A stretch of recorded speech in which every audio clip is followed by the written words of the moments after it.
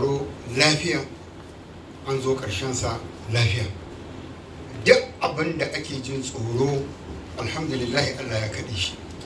Mai girma gwamna, kamar yadda muka faɗa tun daga farko, a matsayinsa na jagora an kai masa ƙorafi akan wannan mas'ala ta an ɓata manzo, an faɗi magana, an yi kaza.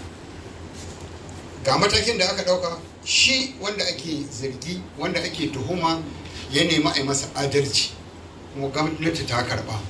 Alhamdulillah mutane sun ta faɗin magana da yawa. Gwamnati ba ta son ta yi, gwamnati tana ƙin yi, gwamnati ma ita kaza. Har daga waje an yi ta maganganu, waɗansu sun yi ta faɗin maganganu manya-manya, har an shigo da iyalinsa ciki, an shi ba abin da ba a yi ba. A takaice dai yanzu gwamnatin jihar Kano ta ɗauki gaban gabarar cewa a yi taro an yi. Don haka muna jinjina wannan nasara ta mai girma gwamnan jihar Kano ce, Dr. Abdullahi Umar Ganduje, Khadimul Islam. Ya taimaka addini, kuma ya taimaka wa malamai da kishirwar abin da ya dame su, don sun kusa yin bore, amma dai yau komai ya ƙare. Babu shakka za mu yi godiya ga jami'an tsaro na farin kaya, wato DSS kenan, da kuma masu uniform, su kuma 'yan sanda kenan, saboda muhimmancin tsaron da suka bayar a gari zuwa nan aka yi taron nan lafiya, aka gama lafiya. Mai girma kwamishinan 'yan sanda, saboda muhimmancin wannan abu da kuma tsaro, ya turo mataimakinsa, gashi muna tare da shi, ya turo manya-manyan jami'ai, amma sai da ya zo da kansa don ya gaya abu yake ciki, ya ake ciki. Shi ma na farin kaya DSS, bayan ya turo manyan jami'ansa, shi ba ma ya gari, amma yana magana da su, me ake ciki, me ake ciki. To an yi lafiya, an gama lafiya. Yanzu abin da ya rage illa mutane sun ji abin da ya faru, za su yi hukunci, za su yi ɗauka me aka yi, me aka yi, me aka yi, an dai ji. Ya kuma rage gwamnati ita kuma ta ɗauki matakin da za ta ɗauka. Amma mun tabbata, kamar yadda mai girma gwamna ya faɗa, an gayyaci Malam Abdul Jabbar ya zo nan gurin cikin aminci, kuma za a mayar da shi gida cikin aminci in Allah ya da.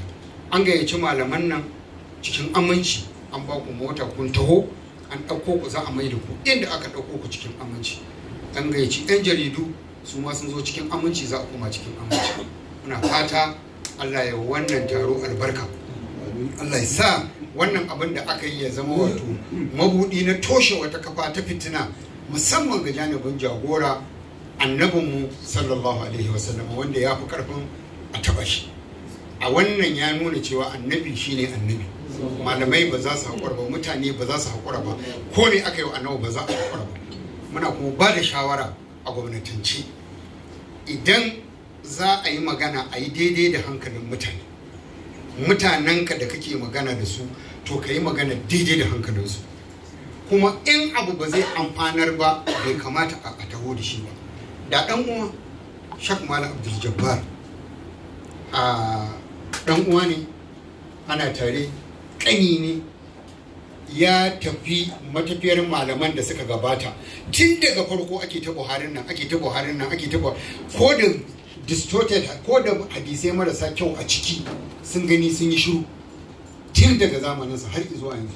Da yanzu ba mu shiga wannan matsalar ba, don fito da abu wanda yake a ɓoye ma ko an yi shi ba shi da amfani.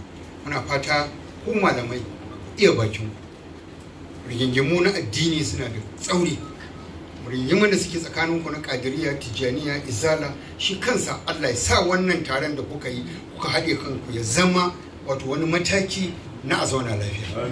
Ku iya harshen ku yadda za ku jawo hankalin al'umma mu gudu tare, mu tsira tare. Allah ya ba mu zama lafiya. Muna godiya a madadin mai girma gwamnan jihar Kano da gwamnatin jihar Kano. Muna godiya Shak Malam Abdul Jabbari da ya amsa wannan kira ya zo. Muna godiya ga kunzumin malaman Kano daga bangarori daban-daban da suka zo.